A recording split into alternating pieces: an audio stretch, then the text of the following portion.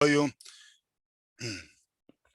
E muito obrigado por as pessoas que estão presentes, né? A doutora Carmita, a doutor Fábio, a doutora Cristiane, o doutor Juliano, que sempre nos ajudam aqui. Esse aqui é meu conflito de interesse. Então, o hipogonadismo pode acontecer em qualquer fase da vida, né? Geralmente a gente pensa no homem hipogonádico, uma pessoa mais idosa, né? Ele pode acontecer mais tarde na vida, que vemos um paciente com hipogonadismo e com osteoporose, a gente vê tipicamente pela cifose dele. Na vida mais tenra, a gente preocupa medir as crianças, o crescimento, né? Mas isso aqui é uma piadinha, então mais tarde a gente começa a ver a diminuição do tamanho, né? Isso principalmente pelas múltiplas fraturas. Praticamente 100% da minha aula vai ser baseada em 2 guidelines. Um de osteoporose em homens, pela Sociedade Americana de Endocrinologia, e outro da terapia de testosterona em homem, também da Sociedade Americana de Endocrinologia. Eu vou falar um pouquinho do papel dos andrógenos, dos estrógenos também, que é importante para a formação da massa óssea, a indicação para avaliar a avaliação da densidade mineral óssea em homens, a decisão de tratar e o que a gente trata, né? Por que os homens são diferentes das mulheres, né? Inúmeras coisas, né? Mas em termos da massa óssea, né? E dos hormônios, o homem tem um maior pico de massa óssea. O homem tem ossos maiores, inclusive eu vou explorar esse assunto, né? O osso tem a geometria diferente. Maior massa muscular. Menor probabilidade de queda. O homem não tem um equivalente à menopausa, né? O hipogonadismo é mais lento. E, infelizmente, nós vivemos menos, né? Nós vemos muito mais viúvas do que viúvos. Então, algumas perguntas que nós precisamos fazer sobre osteoporose e hipogonadismo em homens, né? Qual a prevalência, primeiro, de hipogonadismo em homens? Isso começa, esses dados aqui mostram, desde os 20 anos, com a dosagem de testosterona ou testosterona bioequivalente. Talvez eu sou adepto de medir pela testosterona, pela menor chance de erro. Então, você vê com acima de 50 anos, é galopante essa diminuição da testosterona e do hipogonadismo dos homens, né? Podendo chegar até 50% acima dos 80 anos de idade, né? E qual a frequência de osteoporose? Aqui existe uma discussão que depende de como é que você diagnostica, né? Isso aqui é um paper meu, que é publicado há alguns anos atrás, que mostra a diferença quando você você usa o banco de dados para mulher. Isso aqui é um homem, então o banco de dados para mulher leu menos 2,4, e se eu usar o banco de dados para homem é menos 2,6, né? A Endocrine Society, inclusive, ela recomenda usar o banco de dados de homens para homens, né? Então depende muito quanto essa leitura é feita, né? Então a gente sabe que para cada 4 pacientes com osteopenia e osteoporose, a gente tem usado dados dos Estados Unidos, onde nós temos melhores dados epidemiológicos, 1/4 dos pacientes tem osteopenia e osteoporose, né? 2 bilhões de fraturas incidentais, sendo 17 bilhões de dólares por ano, né? Esse é o levantamento do Instituto Nacional de Osteoporose. E qual é a frequência de fraturas em homem, né? Eu falo que o homem é retardado para quase tudo, né? Nós fraturamos depois das mulheres. Aqui, por exemplo, no antebraço, as mulheres começam a aumentar logo depois da menopausa, o homem não tem aumento. Na coluna, as mulheres novamente começam a aumentar com 50 anos, homens com uns 10 anos mais tarde. E no quadril a mesma coisa, né? O homem fratura mais tarde, mas a mortalidade da fratura do quadril é maior. Se nós compararmos doenças crônicas, o infarto, AVC, Alzheimer, câncer de próstata, nada é tão importante como a fratura por osteoporose, né? Se nós somarmos o câncer de pulmão e o câncer de próstata, não dá as fraturas por osteoporose que nós temos. É estimado que 20% dos homens sustentarão uma fratura osteoporótica em sua vida. Geralmente são fraturas lombares que você queixa de dor nas costas, acha que é da velhice, acha que é de posição, acha que é de pico papagaio, mas na verdade isso é por causa da osteoporose. Um ano após a fratura de quadril, a mortalidade em homens é muito maior que nas mulheres. Então seria 26%, 27% dos homens e 13% das mulheres, né? É o dobro, né? Então a gente fratura um pouco menos, mas a gente morre muito mais. Então é dito que o homem tem o maior pico de massa óssea com as mulheres, né? Mas nós estamos medindo a densidade areal. Como o homem tem um osso maior, o que significa se a gente medir a densidade volumétrica, né? A densidade em 3Ds. Acho que eu soltei um aqui. Não.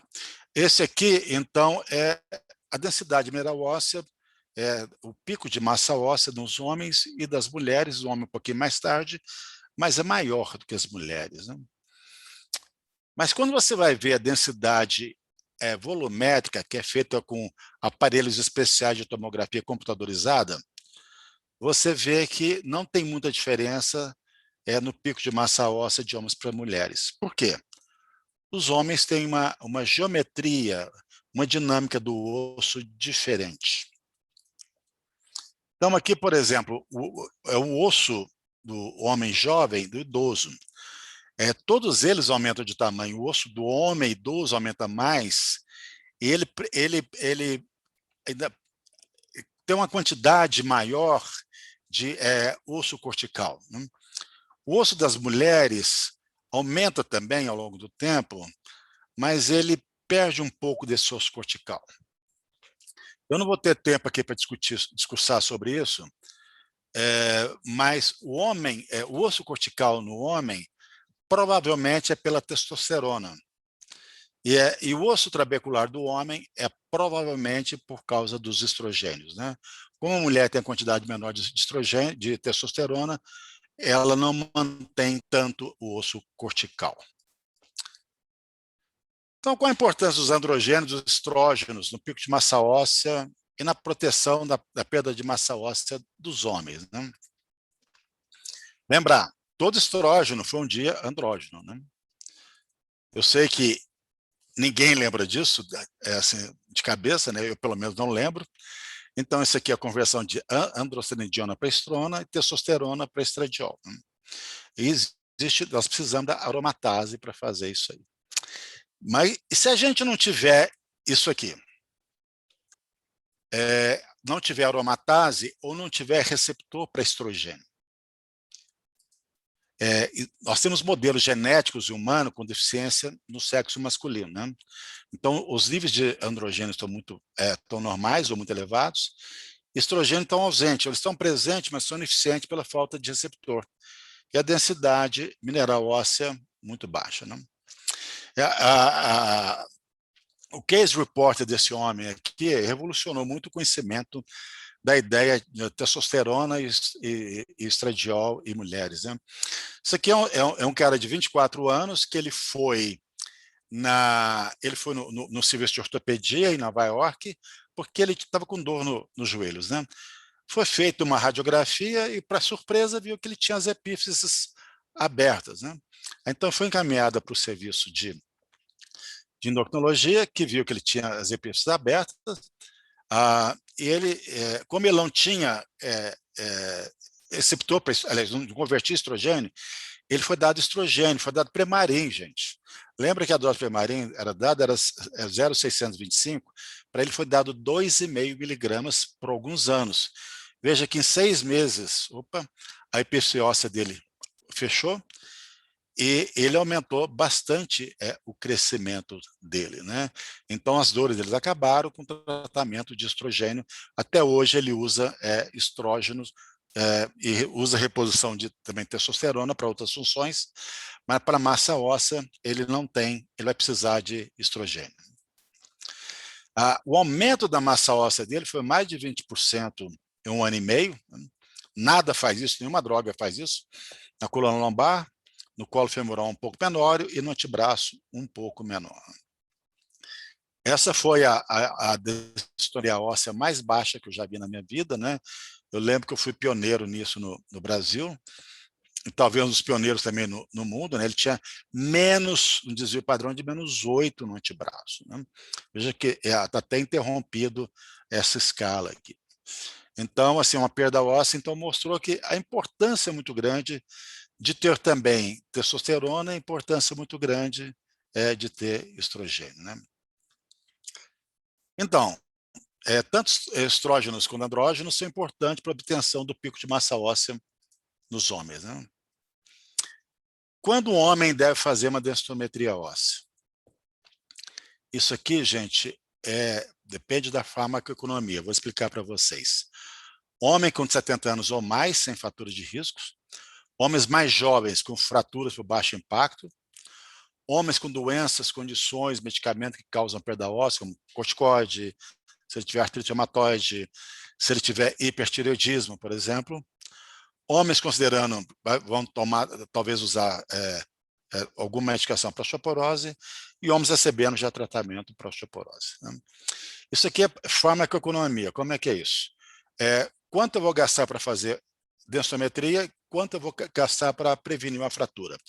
Então, mas isso aqui não substitui o contato que a gente tem no paciente tete a tete no consultório. Tem esse ditado aqui que eu gosto muito, sempre lembro, né? Você não pode descobrir se o paciente tem febre, se você não medir a temperatura. A mesma coisa com a densitometria, né? Nós medimos densitometria óssea de homens muito raramente, mas muito raramente mesmo, tá? Então nós estamos perdendo muita osteoporose por aí. Como tratamos a osteoporose em homens, né? Novamente, vou através de guidelines. Se está faltando ali androgênios, nós vamos dar androgênios no paciente hipogonádico, né? Então, não tem, é o tratamento número 1 desses pacientes, né?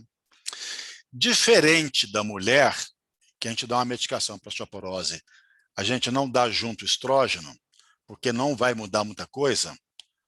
No homem, muda se por acaso o androgênio, a testosterona dada ali, não fez muita diferença.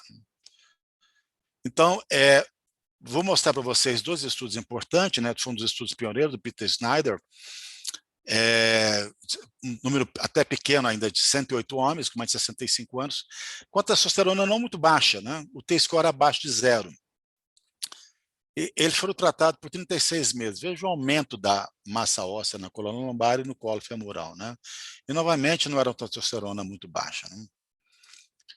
Esse aqui foi com pacientes com testosterona bem baixa, abaixo de 220, se não me engano, mais recente. Ele mediu a densidade mineral óssea volumétrica, porque ele quis compartimentizar o que era osso trabecular e o que era osso cortical, né? Então, isso aqui, pacientes da coluna lombar, ele viu o que era osso trabecular com placebo, né, com testosterona, o osso periférico é o osso cortical, né, com testosterona, placebo, e o osso total, né, diferença brutal, né, 1 ano somente de tratamento. Isso tanto na coluna lombar quanto no quadril. Então, tudo consistentemente, tudo é estatisticamente significante, né? Então, a medicação número 1 para o hipogonádico é testosterona, se ele ele tem indicação para isso. Eu não vou entrar aqui as indicações, né, porque não é o tópico dessa aula aqui, né? E tem também a força óssea, foi medida a força óssea. Como é que é medida a força óssea? Você põe dentro de um aparelho que você vai fazendo a compressão do osso até ele fraturar, né? Então, isso foi feito, foi medido através de biópsias, né, a força óssea do indivíduo é muito mais forte quando você usa testosterona quanto quando você usa placebo, tanto na coluna lombar quanto no quadril, e tem um aumento maior de osso trabecular, com um aumento maior também de osso cortical. Vou mostrar para vocês aqui um caso de um homem de 40 anos, é um caso do meu consultório, com 3 filhos, que veio à consulta com diminuição discreta da libido, mas um prejuízo da ereção, né? O questionário histórico, a coisa que ele falava é que a barba vinha crescendo mais lentamente, fez um exame de rotina, que o T-score era menos 2,5 na coluna lombar, ou seja, tinha osteoporose, né? Homem relativamente jovem, né? Um atesto baixo, um LH de elevado, FSH de 60, né? As proteínas carreadoras de testosterona normais, né? Então, qual o diagnóstico dele, né? Então, ele tem um hipogonadismo, né? Hipogonadotrópico, isso provavelmente é secundário a osteoporose secundária ao hipogonadismo, né? E já que ele, um indivíduo jovem, resolvi fazer um estudo com ele, sabe? Um estudo aprovado em comitê de ética, com tempo de consentimento, etc, etc, né? Então, isso aqui foi o aumento da massa óssea dele, num tempo bem curto, ele aumentou mais de 12% só com testosterona, isso é na coluna lombar, né? E vou mostrar para vocês a importância da testosterona na composição corporal. Então, os aparelhos mais novos de densometria fazem composição corporal. Veja que entre o primeiro exame e o segundo, não chegaram a 2 meses, foram 1,5 meses somente. Novamente, eu estou lembrando, isso aqui foi um estudo, tá? Então, vou mostrar para vocês parte a parte aqui, né? Então, a porcentagem de gordura dele, ele perdeu, em menos de 2 meses, perdeu 4% aqui. O percentil é igual ao percentil de crescimento, gente. Então, ele tinha percentil, na verdade, acima de 100, mas na máquina aparece 100%. Ele foi de 100% a 83%, depois estabilizou 87%, percentil de gordura, né? O peso dele, ele engordou, mas será que ele engordou de massa magra ou de massa gorda, né? A massa gorda dele diminuiu, foi de 33 quilos para 24, depois 25 quilos. E a massa magra dele, a massa muscular, foi de 57 para quase 10 quilos, né? E ele era um corredor, continuava correndo, não fazia dieta nenhuma, quer dizer, não mudou nada. A diferença dele foi o uso de testosterona. Novamente, um paciente hipogonádico, né? A gente não pode generalizar isso aqui para todo mundo, né? O conteúdo mineral ósseo dele aumentou bastante nesse tempo. E lembrar que homem tem mais gordura androide e mulher tem mais gordura ginoide, né? Eu sempre brinco que os homens morrem de infarto e as mulheres morrem de raiva, né? Por acúmulo de gordura no quadril. Então, ele perdeu uma quantidade de gordura androide muito grande, né? E perdeu também uma gordura ginoide, né? Que era por causa provavelmente do estrogênio que esse indivíduo tinha também, né?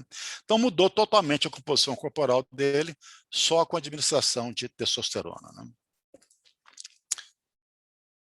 Então, apesar dos dados limitados da preocupação em seus possíveis efeitos adversos, a testosterona está cada vez mais sendo prescrita. Se você for lá no Mercado Livre, você encontra gente vendendo testosterona livremente, né? Infelizmente. Então, quando considerar outra terapia farmacológica, né? Então, se não deu totalmente certo com testosterona, isso também vem dos guidelines da Endocrine Society, você deve usar alendronato, risidronato ou ácido alendrônico ou teriparatida. E se um homem com fratura recente, ácido zolendrônico, né? Então, novamente, chamar a atenção, para as mulheres, você faz um agente somente, né? Para o homem, você pode fazer testosterona mais um agente, mesmo que seja antirreabsortivo, né? Então, para finalizar, nos meus 20 minutos, a osteoporose não tem idade, não se limita aos gêneros, a idade ou grupos étnicos específicos, né? E nós, médicos, temos que estar mais atentos para avaliar tanto o hipogonadismo quanto a osteoporose dos nossos homens, né? Então, todos os indivíduos em todo mundo estão em risco para osteoporose. Não tem quem não esteja em risco para osteoporose. Muito obrigado, gente.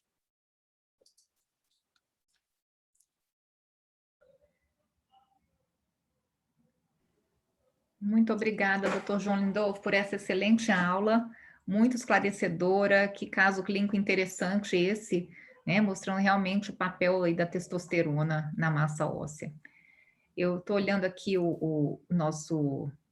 no momento ainda não temos perguntas, então eu acredito que nós podemos seguir. Eu só Oi? queria fazer uma observação.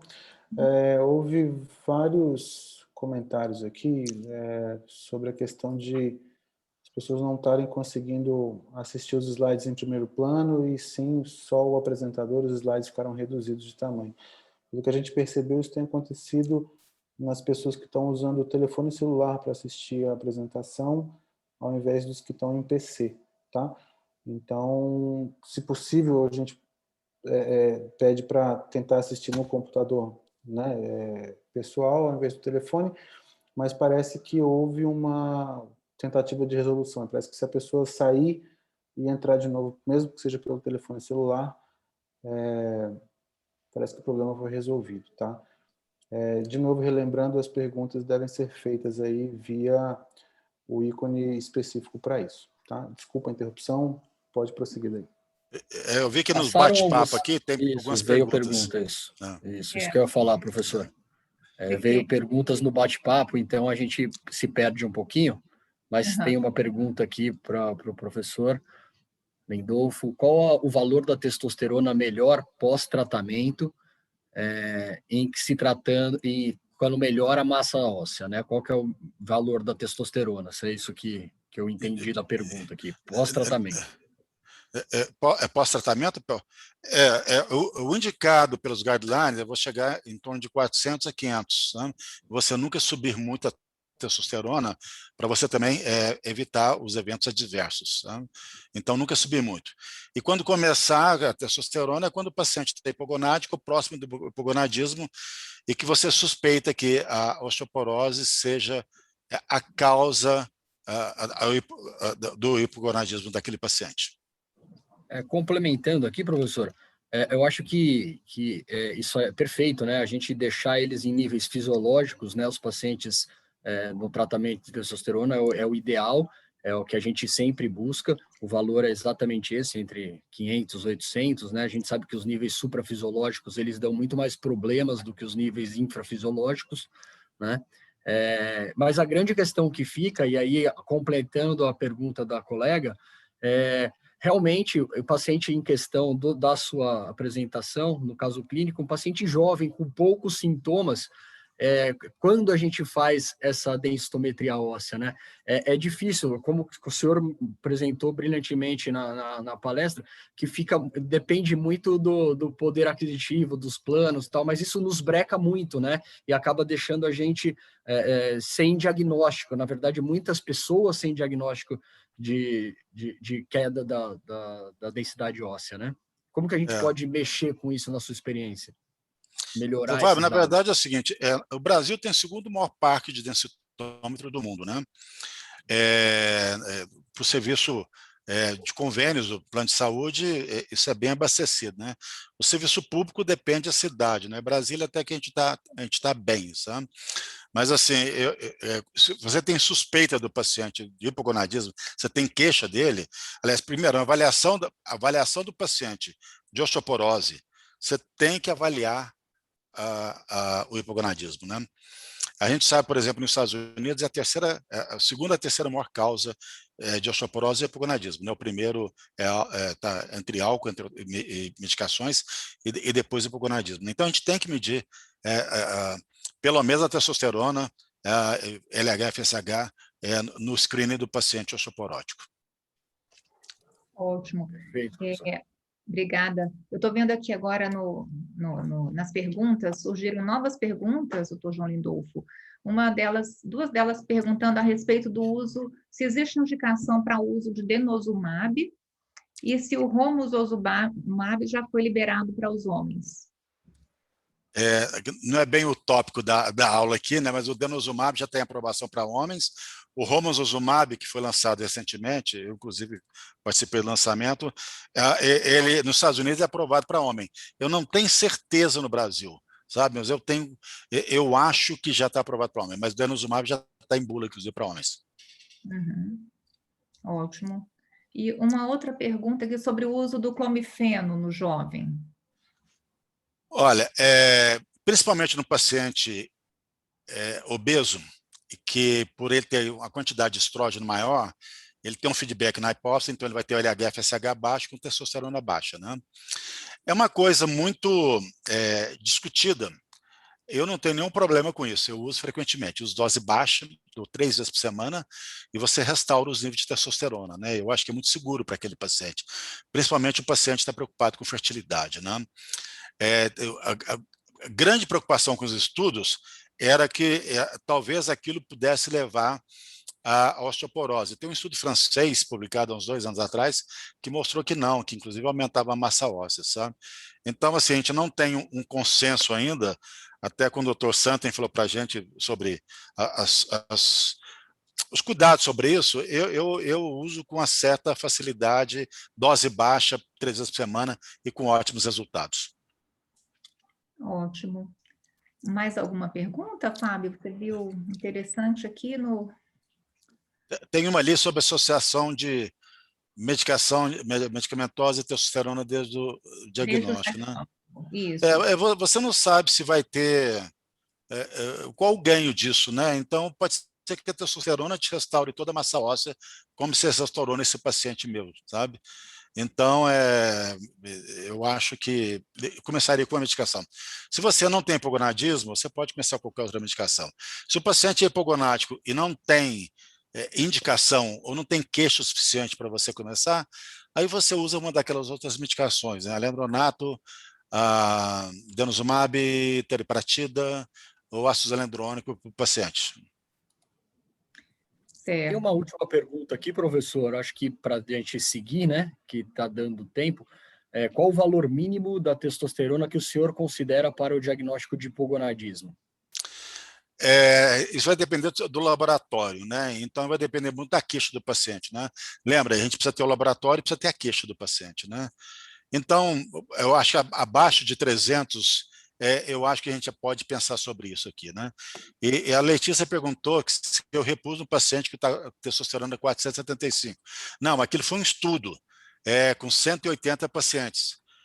O meu paciente, ele era bem baixo, tinha 180 de testosterona. Isso.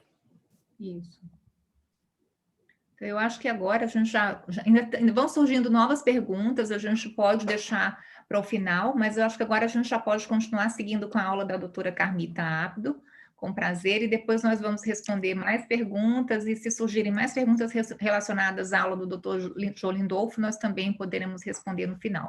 Então, com a palavra, doutora Carmita, vamos lá? Muito obrigada, doutora. Agradeço o convite, vou compartilhar, então, a minha tela, né? Então, um minutinho só, estou aqui compartilhando. Vocês já estão vendo, não? Já? Ainda não. Ainda não. Opa, então ela saiu fora. Eu vou voltar. Bom, deixa me ver. Compartilhando. Acho que agora vai. Estão vendo agora? Tela cheia? Sim. Agora a tela cheia, mas eu vou voltar um pouquinho, porque ela não está no início. Bom, gente, muito obrigada, é um prazer estar aqui com vocês, agradeço o convite, uma honra mais do que um prazer. E eu vou falar com vocês a respeito da sexualidade, a libido, que está muito atrelada à saúde mental no paciente hipogonádico. E aí eu não tenho conflitos de interesse para essa apresentação. E aí começo dizendo para vocês que a testosterona é muito importante para o homem, no sentido de que ela tem uma participação sistêmica e também uma participação no sistema nervoso central que vai acabar interferindo no interesse sexual, na cognição, e é muito importante a cognição estar preservada para que a libido aconteça de forma satisfatória, mas também ativação emocional depende da testosterona, energia, bem-estar e humor. Cada vez mais os estudos vão mostrando a importância da testosterona, além dessas condições tão bem explicitadas pelo professor Lindolfo, mas o sistema nervoso central, onde libido e humor acabam estando interdependentes. E aí, o equilíbrio que a gente vai ter entre os fatores inibitórios, que são esses aqui, né? Serotonina, prolactina, opioides, da atividade sexual versus os fatores excitatórios, é o que vai dar o desejo sexual preservado ou inibido, ou até, por vezes, exacerbado, quando esses fatores acabam estando em maior concentração do que aquilo que seria esperado. E, nesse sentido, nós vamos ver que as manifestações do hipogonadismo no adulto, quando nós não temos a testosterona em níveis suficientes, e, como disse o professor, vai depender esse índice de laboratório para laboratório, mas a gente trabalha com algo como de 280, 300 a 1000, e aí isso vai variar muito de um para outro, mas vejamos, quando está mais baixa do que, vamos supor, 280, nós vamos ter a disfunção erétil, muito provavelmente por conta de uma diminuição de libido. E aí, né, não tendo libido, a ereção não se dá. Mas várias outras condições vão estar muito comprometidas. E entre elas, né, nós vamos ter a cognição bastante comprometida também, diminuição da concentração, irritabilidade, a memória comprometida, a depressão é um sintoma muito prevalente nesses casos, e, é claro, né, uma diminuição da resistência física e fadiga. Pode-se, inclusive, notar sintomas vasomotores, como se o homem estivesse numa andropausa, isso bem entre aspas, né? E a diminuição até dos pelos, sejam eles axilares, pubianos, que pode até acontecer a ginecomastia, como vocês sabem muito melhor do que eu. E fica fácil notar, além de tudo isso, uma alteração na distribuição da gordura que passa, muitas vezes, de androide para ginecoide, fica um corpo estranho, se esse déficit é bastante pronunciado e de forma prolongada. E há muito tempo nós sabemos quanto que a relação entre testosterona baixa e humor estão presentes nesses homens hipogonádicos ou esses homens que têm distúrbio androgênico do envelhecimento masculino. Vejam as referências de estudos que foram feitos antes desse século ou agora, no início desse século, mostrando mais sintomas depressivos em homens com baixos níveis de testosterona livre.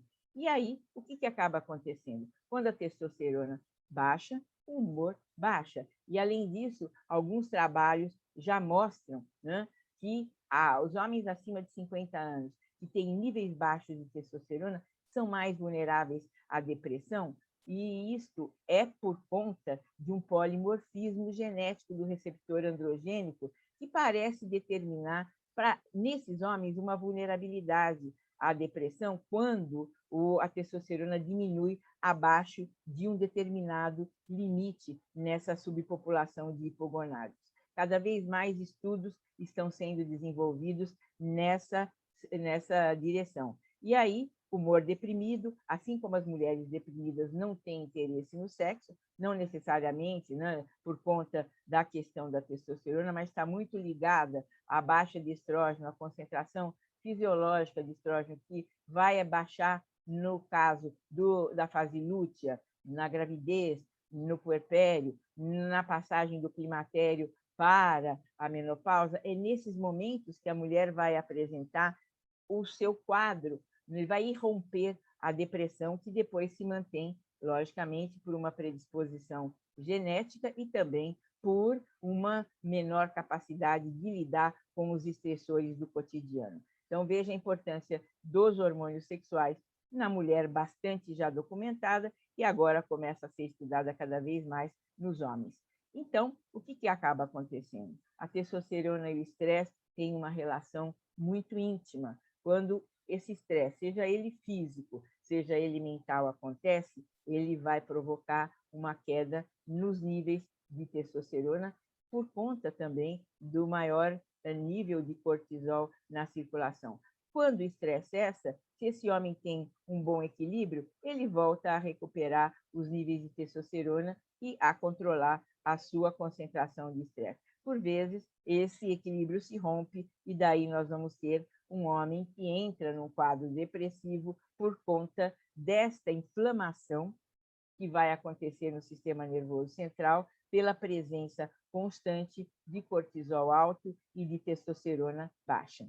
Vejam só, então, que os benefícios que a testosterona vai proporcionar quando ela está em níveis que são níveis fisiológicos, a gente não está aqui falando de altas doses. Eu já tive no meu consultório, vocês já devem ter recebido, homens que tomam doses muito altas e acabam tendo níveis. Eu recebi um garoto com 3.000 de testosterona e realmente ameaçando até a sua fertilidade, mas a sensação de bem-estar, melhora da qualidade de vida, aumento da densidade óssea, como já foi aqui colocado, da massa corporal magra, reduzindo a gordura, a melhora da força muscular, da função sexual e o efeito negativo, né, sobre o quadro depressivo, ou seja, preservando o humor e a cognição. Portanto, é um hormônio muito importante e com uma ação sistêmica. E aqui eu trago para vocês um trabalho que foi desenvolvido no início do século. Não aconselho a vocês fazerem esse tipo de experiência com seus pacientes, mas a título de pesquisa, vejam só que foi administrada testosterona para homens com depressão versus placebo e foi aplicada uma escala, a escala de Hamilton, que é para medir depressão, e ao longo do tempo o que se observou foi que esses homens se recuperaram do quadro depressivo e melhoraram secundariamente a sua função sexual pelo uso da testosterona. Ou seja, vamos alinhavando aqui para vocês acompanharem o meu raciocínio. Quando um homem tem um desejo sexual hipoativo, eu trouxe aqui para vocês um algoritmo que depois eu posso até disponibilizar. Esse algoritmo nós produzimos, né, em encontros multidisciplinares, mostrando, né, a importância de você entender exatamente se esse homem não tem desejo e ele não está motivado. Vamos esquecer esse homem que não está motivado, e hoje não é dia de falar a respeito dos assexuais, que é uma outra discussão. Mas vamos voltar para esse homem que está motivado a melhorar, ele quer recuperar o seu desejo. Nós vamos, então, investigar os vários fatores etiológicos, entre eles condições psiquiátricas, né? Ele pode estar deprimido, ele pode estar ansioso, ou conflitos de relacionamento, por que não? Claro, isso pode levar a um desinteresse por aquela parceria, e alterações endócrinas, sem dúvida, e aqui eu tenho algumas delas que foram aqui colocadas, mostrando que a testosterona, mais também, né, a hiperprolactinemia, o hipo ou hipertiroidismo, podem sim levar a um desejo sexual bastante comprometido. Além disso, as alterações, né, do transtorno disfórico do humor, da falta de desejo puro. Às vezes, há homens que não têm nada, você faz todos os exames, você busca todos os resultados de hormônios, de outras possibilidades, e você não encontra nenhum tipo de alteração, mas ele tem, sim, uma falta de libido. Então, não é só a testosterona baixa que vai dar esse quadro de desejo sexual hipoativo masculino. Eu trouxe aqui para vocês perceberem que é necessário uma anamnese, porque às vezes você até resgata o nível de testosterona fisiológico e o desejo acaba não retornando. Por quê? Porque esse homem pode não estar interessado, tem conflitos de relacionamento, ou ele pode ter um quadro depressivo que precisa ser tratado, ou ele tem um distúrbio do desejo hipoativo puro, que não tem uma causa, e aí ele merece um acompanhamento psicoterápico para entender o que está acontecendo.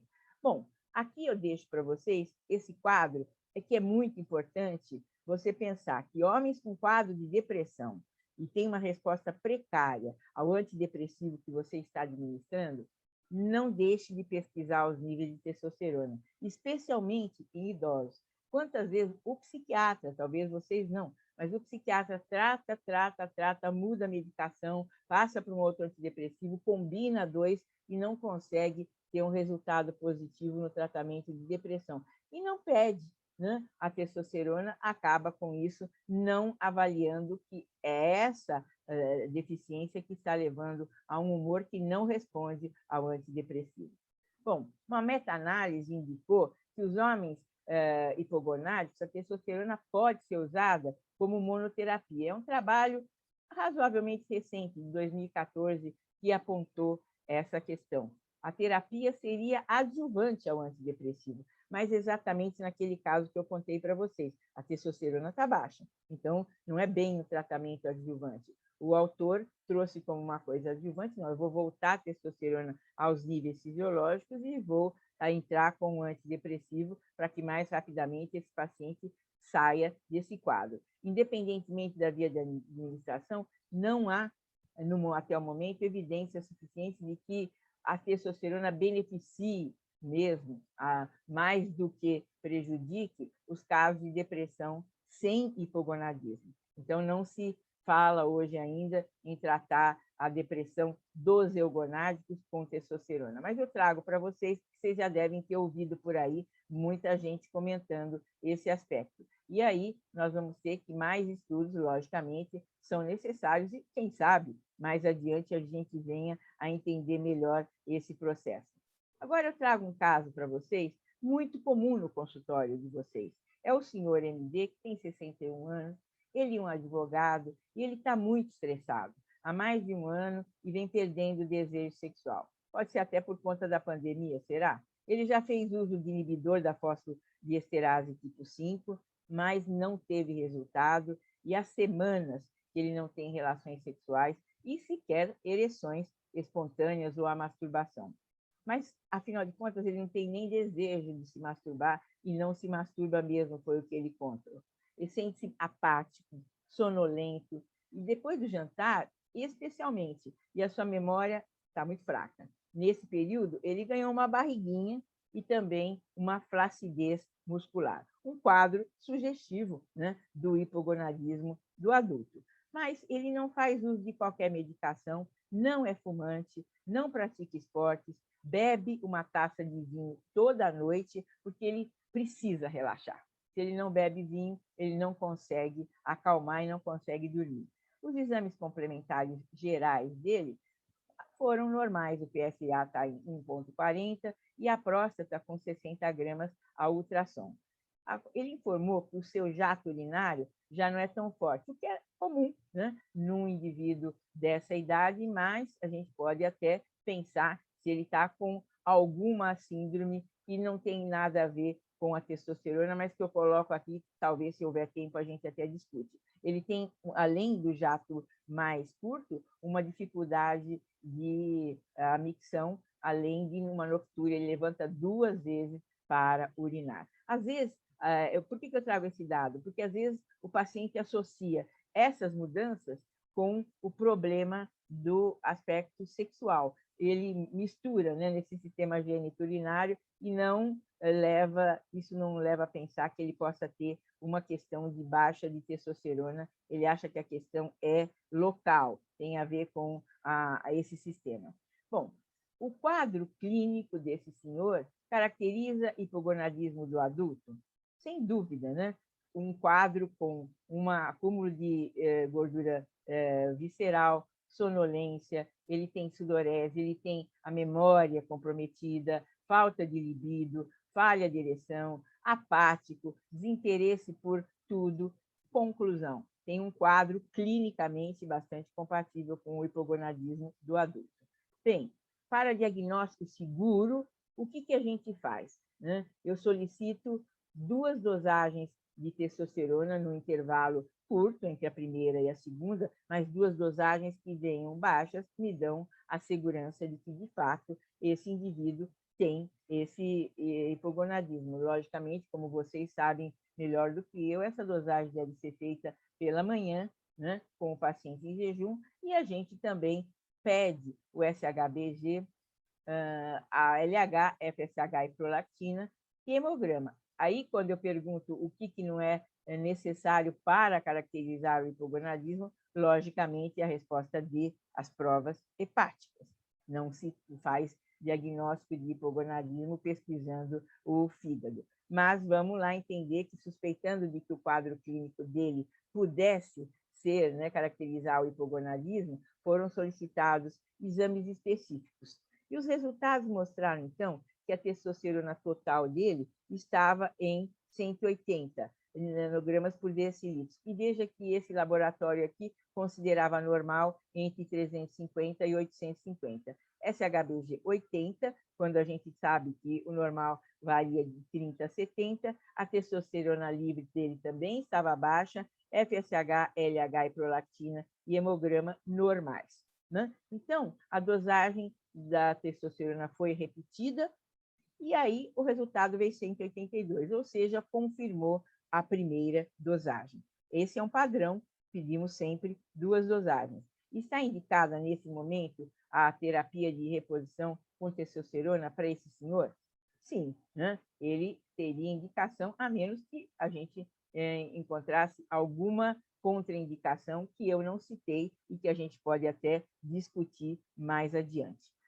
Foi instituída, então, a TRH injetável, com indecilato de testosterona, de longa duração, e ele tomou 2 doses, sendo a segunda após 6 semanas da primeira. Esse é o esquema preconizado. Você dá uma dose, espera 6 semanas e aplica a segunda dose. E ele foi orientado a realizar novos exames antes de utilizar uma terceira dose, que seria 12 semanas após a segunda dose. E aí ele retornaria à consulta. Então, gravar bem esse esquema do undecilato de testosterona, que a gente aplica desta forma para esse paciente com essas características.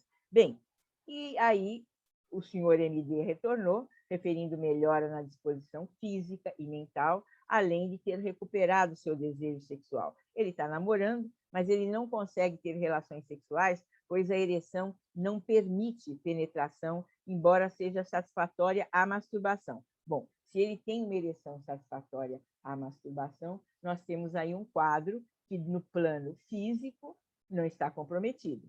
Muito provavelmente, emocionalmente, ele está muito pouco à vontade, ele falhou um bom tempo, ele está com medo de falhar e ele acaba com a adrenalina lá em cima, né? E isso interferindo na sua competência erétil, e ele traz exames laboratoriais normais, com a testosterona em 440 e o PSA de 170. Então, por que ele não tem ereção, se ele está com os exames dentro da normalidade? O que nós vamos fazer com ele? Vamos suspender o TRH? Vamos manter o mesmo esquema e marcar novos controles em 3 meses? Vamos manter a TRH e associar o inibidor da PDE5? Ou vamos suspender a TRH e introduzir o inibidor da PDE5? Lógico está, se nós recuperamos os níveis de testosterona, seguiremos nesse padrão de acompanhamento e associaremos o inibidor de PDE5 para avaliar se ele resgata a sua ereção com essa providência, com esse procedimento. Ele foi mantido em TRH e orientado a fazer uso do inibidor sob demanda. Como assim?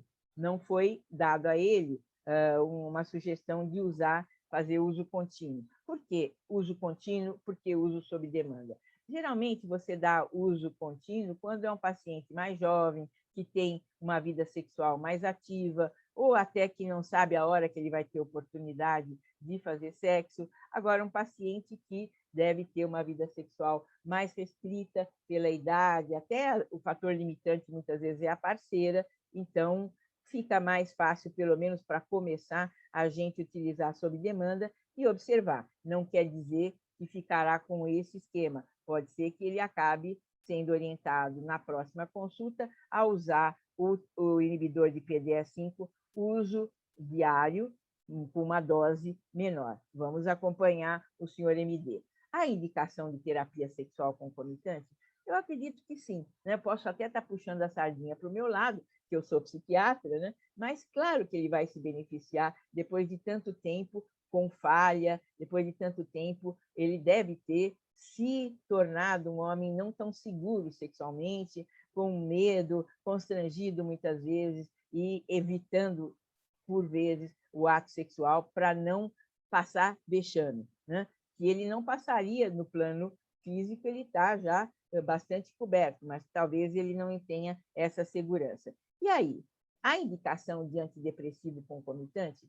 Veja, eu preciso avaliar se esse homem está ainda deprimido ou se o quadro depressivo era resultado da baixa de testosterona.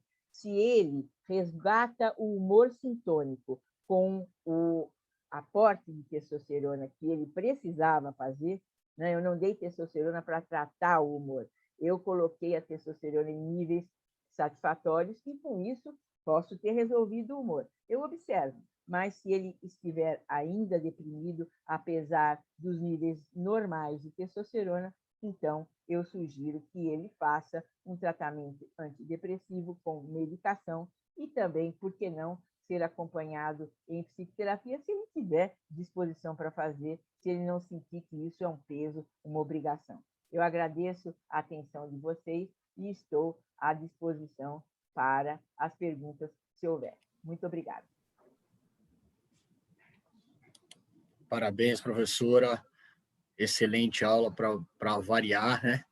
E eu acho que você foi completa na aula, colocou aspectos bem amplos, né, da reposição. Acho que se a gente for discutir tudo isso, vai ser algumas horas, mas colocou muito bem sintetizado. Eu vou puxar um pouquinho, vou pedir permissão aqui para a Cristiane, puxar um pouquinho para a parte urológica, que eu vi que tem bastante pergunta do ponto de vista de hiperplasia prostática benigna. Então, tem 2 ou 3 perguntas aqui, se o paciente com hiperplasia prostática benigna pode indicar a reposição de testosterona. Outra pergunta sobre hiperplasia, está aqui mais embaixo, se a reposição ela é segura em próstata volumosa, né? Então, assim, professora, quer falar alguma coisa sobre Não, isso? eu vou deixar para você. Essa bola é com você. Eu poderia Tá até certo. falar de tanto que eu os escuto falar, de tanto que eu convivo com vocês, mas deixo a bola para você. Tá certo. Então, as perguntas são excelentes. Na verdade, isso estava em guideline, sim. Os pacientes com IPSS graves, elevados, que a gente fala, a gente contraindicava a reposição de testosterona. Isso caiu por terra em 2018, tá? Então, o pessoal da IWA, da AUA, tiraram isso de guideline, porque foi uma análise de assim em 2017, um trabalho bem consistente, mostrando que tanto IPSS como resíduo vesical, como também espessura de bexiga, eles melhoravam com a reposição, era ao contrário do que se pensava. Então, foi retirado isso do guideline de contraindicações de reposição. Então, hoje pensa-se que os trabalhos mostram que o paciente com hiperplasia prostática benigna, ele se beneficia com a reposição de testosterona. Muito provavelmente por uma melhora do detrusor, porque como a testosterona melhora a parte muscular, vai melhorar o músculo da bexiga também, ajudando a esvaziar a bexiga. Por outro lado, a testosterona, a dihidrotestosterona aumenta o volume prostático, porém esse aumento, isso foi mostrado pela curva de saturação do Morgenthaler, o aumento prostático, ele tem um aumento, porém ele é limitado. Depois de um certo tempo, ele não aumenta mais. Quanto a esse tempo? De 3 a 6 meses, você não tem mais aumento prostático. Então, se depois de 3 a 6 meses você tem não tem um piora do LUTS, é muito provável que os pacientes só se beneficiem com a reposição de testosterona. Então, só puxando um pouquinho aqui para a parte urológica, que eu vi que tinha essas 3 perguntas. Ótimo, Fábio. Pois não, desculpa. Não, pode ir, doutora Carlita. Não, eu ia dizer para ele que tem muita pergunta sobre urologia aí, né? O pessoal está bastante interessado. Fique à vontade, por favor. Verdade. Todos aqui parabenizando a senhora pela excelente aula.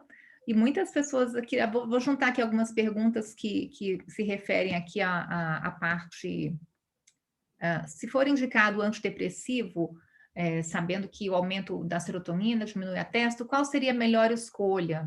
Né? E uma outra pergunta também semelhante. Então, o pessoal querendo saber, quando indicado o uso do antidepressivo, qual teria menor interferência na função sexual? Muito boa pergunta, pessoal. Nós hoje temos antidepressivos que têm menor efeito sobre a função sexual, né? Então, vou falar de alguns e vocês anotem as vantagens e as desvantagens. Por exemplo, a bupropiona é um dopaminérgico, Então, ele não teria ação contra a libido, exatamente pelo contrário, ele vai estimular por ser dopaminérgico. Ocorre que a bupropiona não pode usar de forma indiscriminada. Se o paciente for um paciente muito ansioso, ou insone, ou usar drogas, abusar do álcool, ou for um paciente que acaba tendo crises convulsivas ou teve no passado, esse paciente não pode se utilizar de bupropiona porque ela pode baixar o limiar convulsígeno, então não é indicado. Vamos lá, então, entender que hoje aparecem os tais antidepressivos chamados multimodais, que eles vão ter ação não serotoninérgica ou noradrenérgica, mas uma ação mais regular sobre vários neurotransmissores. Dentre eles, nós temos a vortioxetina. Então, é um excelente antidepressivo que não atua contra a função sexual, não aumenta o peso, não interfere no sono, mas temos que administrá-lo de forma bastante, vamos dizer, equilibrada. Ele deve ser utilizado aos 5 miligramas para começo, até que o paciente não tenha mais efeitos colaterais. Isso, qual é o pior efeito colateral que ele dá? É gastrointestinais, enjoo, indisposição do aparelho gastrointestinal. Com 5 miligramas, você não terá esse problema. Assim que o paciente te disser, depois de uma semana, vamos imaginar, que está tudo bem, você aumenta para 10 e o grande resultado você vai ter com 20 miligramas. Você só vai titulando pouco a pouco e chega em 20 miligramas. É um excelente antidepressivo e não altera as outras funções do seu paciente. Uma outra possibilidade, um antidepressivo mais barato, mais antigo no mercado e que também não interfere na função sexual, é a mirtazapina. A mirtazapina tem um inconveniente para as mulheres, mas que para os homens não sei se incomoda tanto, embora os homens estão mudando e hoje eles se preocupam com peso, né? A mirtazapina acaba levando a um aumento de peso, mas não interfere de forma nenhuma com a libido. Então, eu vou orientar meu paciente de que ele tem que cuidar da ingesta e que ele tem que fazer bastante exercício, sai da depressão e não terá aumento de peso por conta disso. O aumento de peso se dá por um maior apetite por carboidratos. Ele começa a ter um interesse por carboidratos, sem perceber, ele muda a qualidade da sua dieta. Oriente de antemão e ele não terá repercussão sobre a libido, mas a depressão será muito bem combatida. Então, já temos aí mirtazapina, a vortioxetina, a bupropiona e, por último, a trazodona, com o inconveniente de sonolência. Tá? Então, se o paciente for já meio paradão, você dá a trazodona. Se eu estou dizendo todos os inconvenientes, vocês vão dizer, não tem nenhum que não tem inconveniente? Estamos trabalhando no sentido de chegar lá. Como eu disse, a vortioxetina é um dos mais novos e tem um perfil mais afável, né? Mais simpático, com menos repercussão. Ótimo, muito obrigada, doutora Carmita. Nossa, muitas pessoas aqui continuam fazendo perguntas. Você quer seguir com a próxima, Fábio? Tem uma interessante aqui, professora Carmita, se existe uma diferença nos sintomas depressivos quando você repõe com injetáveis ou com gel, se você nota diferença dos sintomas depressivos. Excelente pergunta. E a gente sabe que o homem não é muito disciplinado, né? Para ficar todo dia passando direitinho o que ele tem que usar, e ele acaba não utilizando muitas vezes essa testosterona de forma regular, e aí ele acaba não tendo os efeitos para o controle dos níveis de testosterona e do humor, consequentemente. Então, não vejo nenhum inconveniente no gel, desde que ele utilize de forma adequada. O que eu percebo é ele falando, o meu urologista, o meu endocrinologista, me deu um gel para eu ficar passando. Eu passei uns dias, mas depois me cansei. Não se cansou. Você tem que fazer isso e agora é um uso contínuo. Eu tenho que, muitas vezes, trabalhá-lo nesse sentido. Então, a libido não melhorar, o humor não melhorar e todas as outras condições sistêmicas não melhorarem, é porque ele não está fazendo o uso correto do gel.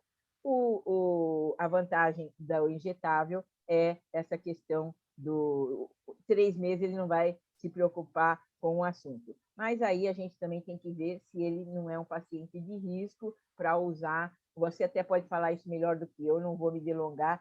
Acho que seria bom você comentar essa questão do uso de injetável em homens que têm um perfil que a gente pode ter que tomar mais cuidado para não dar uma medicação que dure tanto tempo.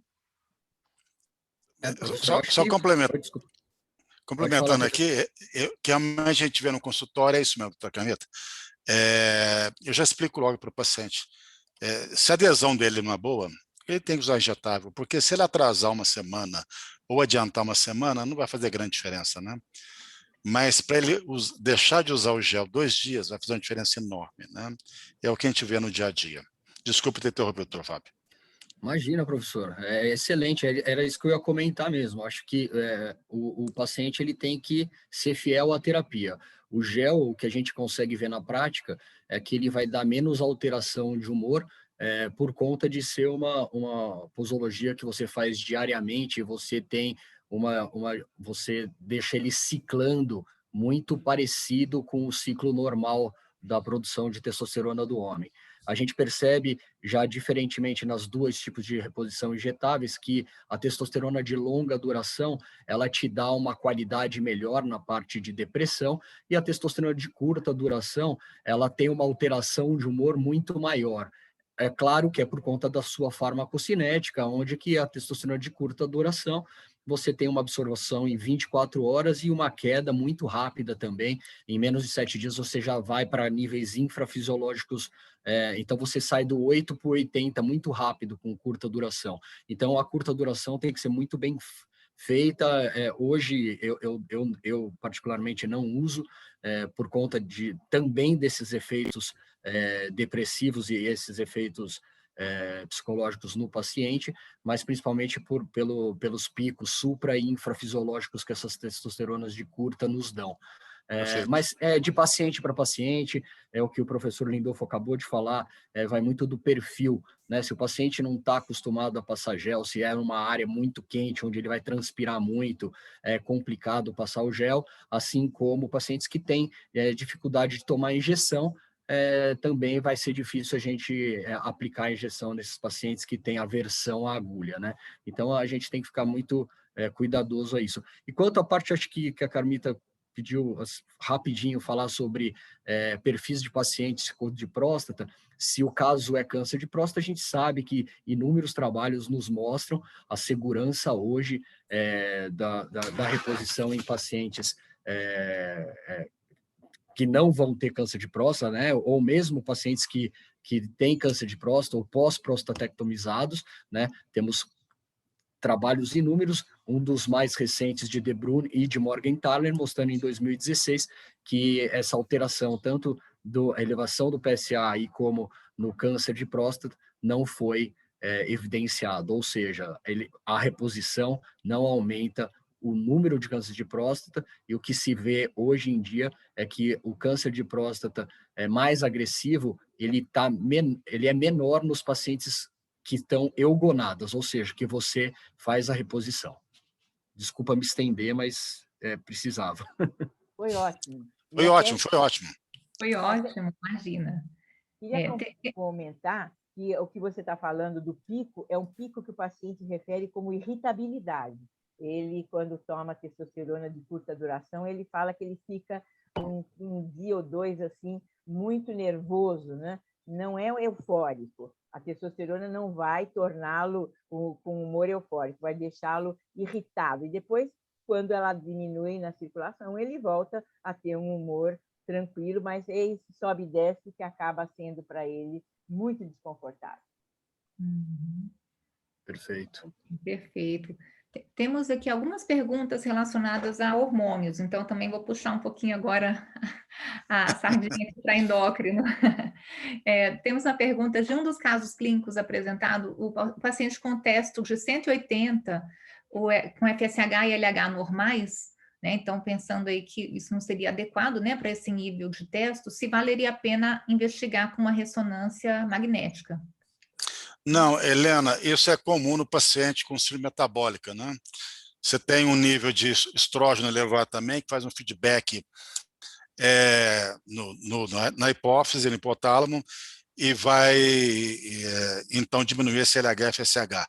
Esse é o tipo de paciente, se ele perdesse peso, ele melhoraria isso aí, mas não foi necessário, quer dizer, com a testosterona dele, o tratamento de testosterona resolveu o problema dele, né? É o tipo de paciente com citrato com mifeno também poderia resolver com pequenas doses, né? Mas ele realmente era hipogonádico. Mas, se não me engano, eu tenho quase certeza, agora que você me perguntou, esse paciente tem uma ressonância sim, e que é normal, né? Mas a gente vai ver, hoje em dia, com o aumento de peso da população, grande parte dos homens, eles têm LH e FSH normais, né?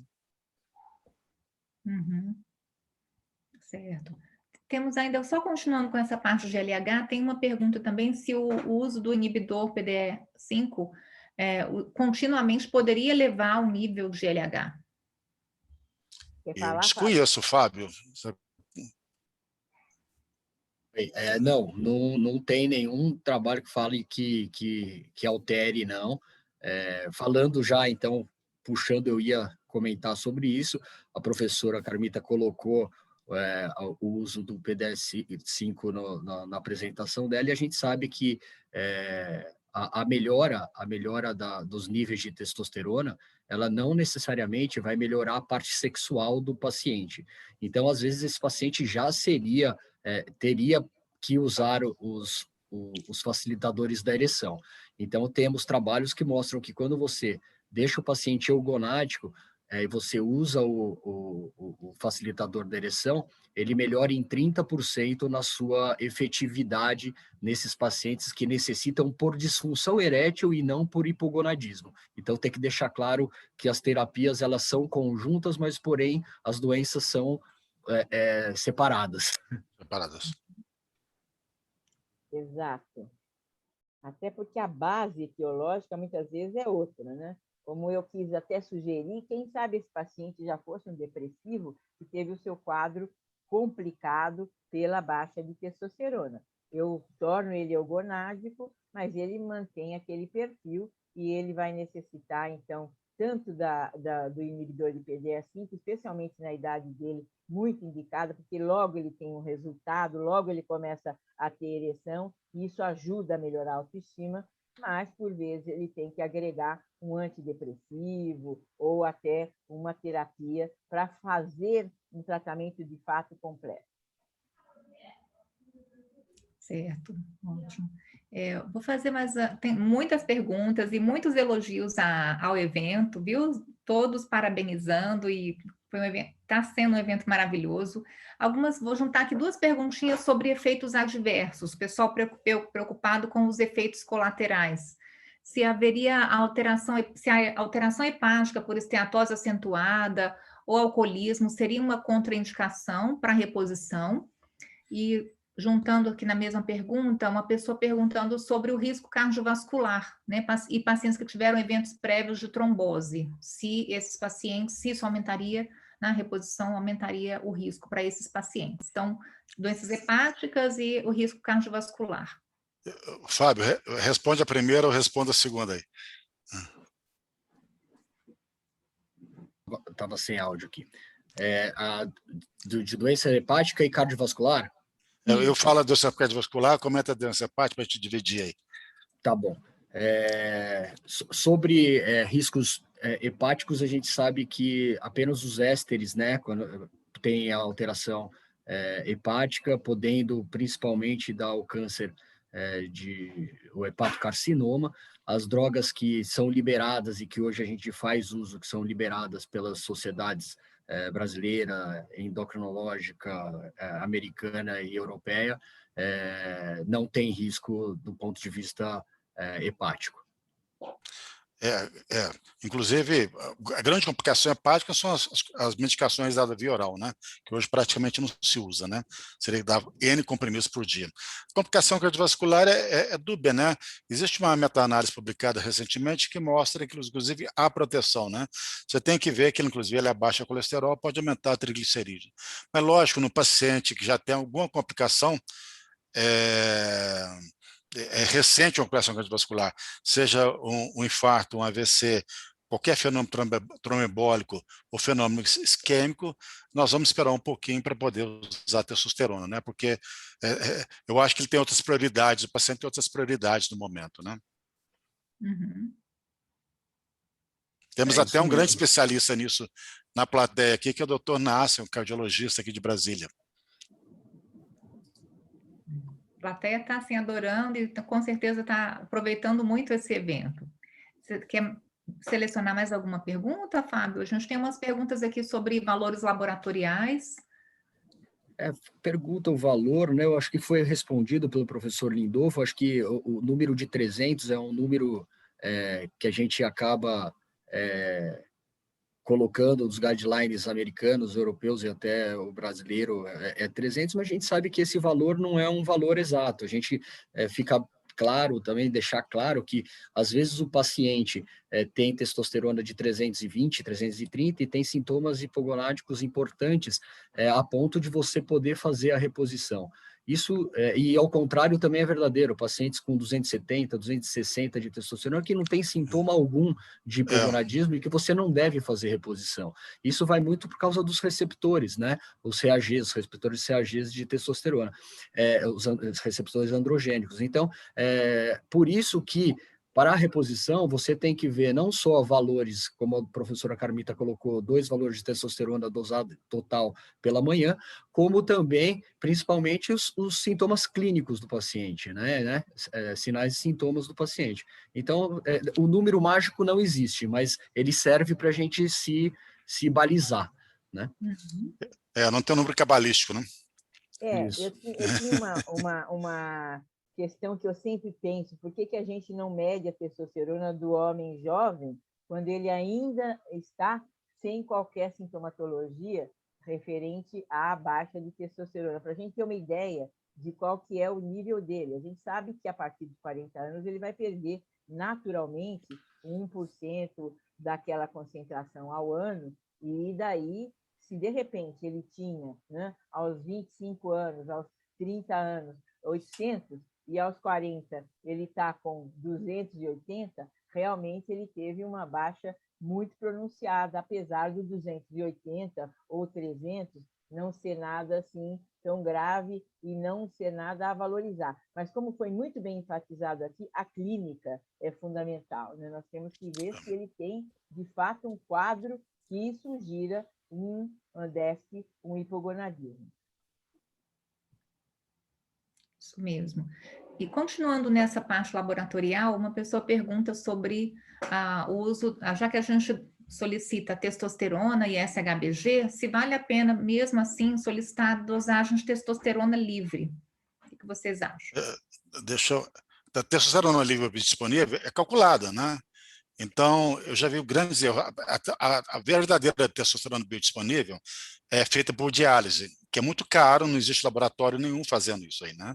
Então, você calcula, você tem testosterona, você tem SHBG e albumina, né? Que, na verdade, é um cálculo que você pode fazer ali, né? Então, você pode usar aquilo, né? Existem sociedades, inclusive,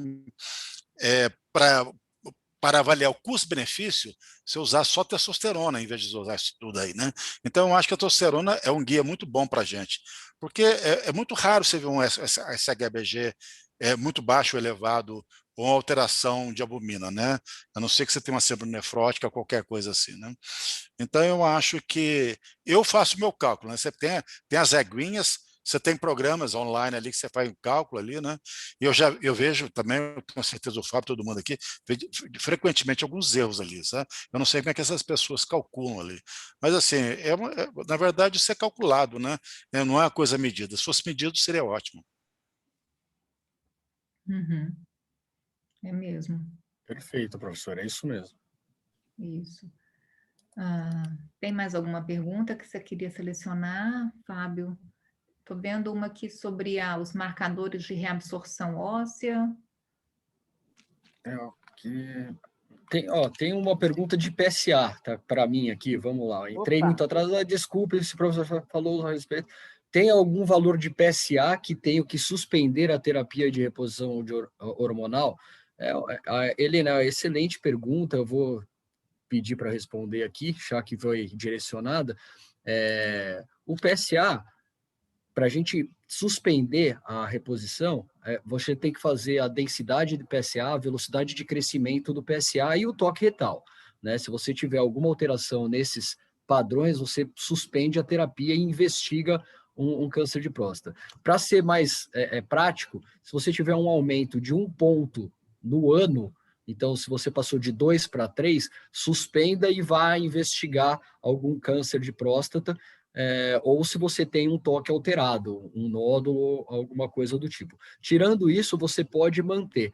Assim como eu falei da curva de saturação do Morgenthaler para a hiperplasia prostática feminina, crescimento de próstata, também tem a curva de crescimento dele próprio, do professor Morgenthaler, para o aumento do PSA, que também, depois do início da terapia de reposição de testosterona, após 6 meses, ele estabiliza.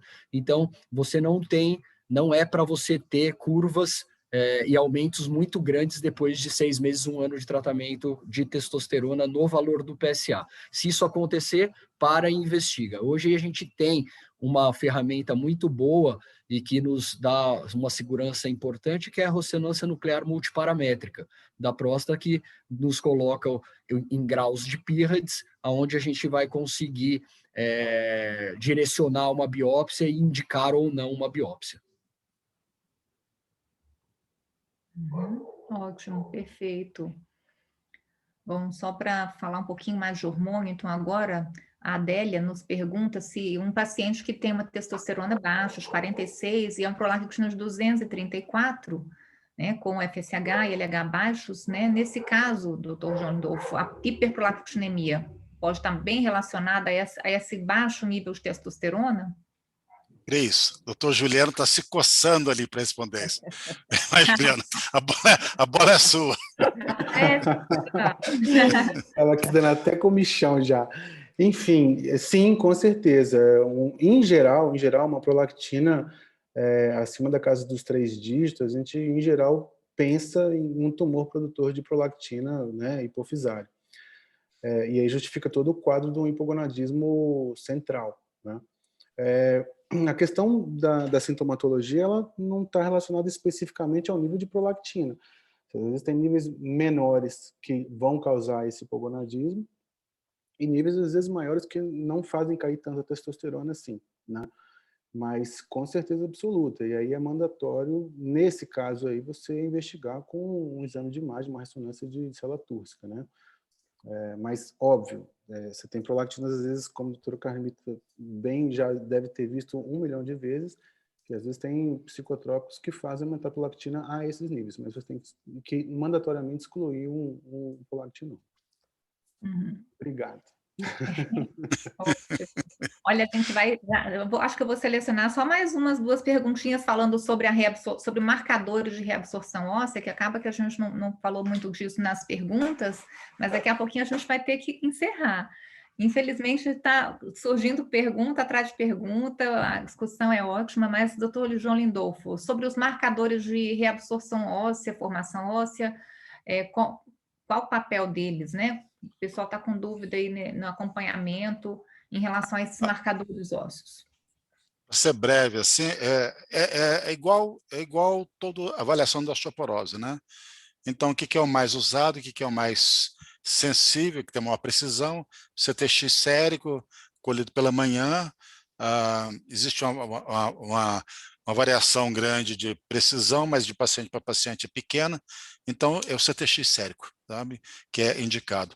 Como qualquer tratamento de osteoporose, seja do homem, que não seja hipogonádico, seja da mulher também. Ótimo. Eu acho que, apesar do número de perguntas, a gente vai ter que encerrar, né? Considerando aí o adiantado da hora. Mas nós agradecemos demais, doutor João Lindolfo, doutora Carmita, doutor Fábio, Juliano, por essa excelente aula, essa excelente discussão. Todos que participaram, tenho certeza que vão sair com muito conhecimento e muitos aprendizados dessa nossa discussão. Foi um grande prazer estar com todos vocês aqui. E eu gostaria de lembrar que nossa programação científica da SBEM, né, vai continuar no mês que vem, e nós vamos falar de diabetes. Então, separem o dia, final de julho, dia 29 de julho, nosso próximo tema será diabetes, e nós esperamos contar com a presença de muitas pessoas para que também possamos ter uma ótima discussão como essa. E, mais uma vez, todos aqui estão parabenizando, não para de chegar, parabéns e excelente, todo mundo gostou muito da apresentação. Obrigado a todos. Obrigado também, obrigado Camita, João, Cris, Juliano, obrigado por oportunidade aí. Um abraço a todos. Abraço a todos. Abraço. Um abraço, boa noite. Boa noite.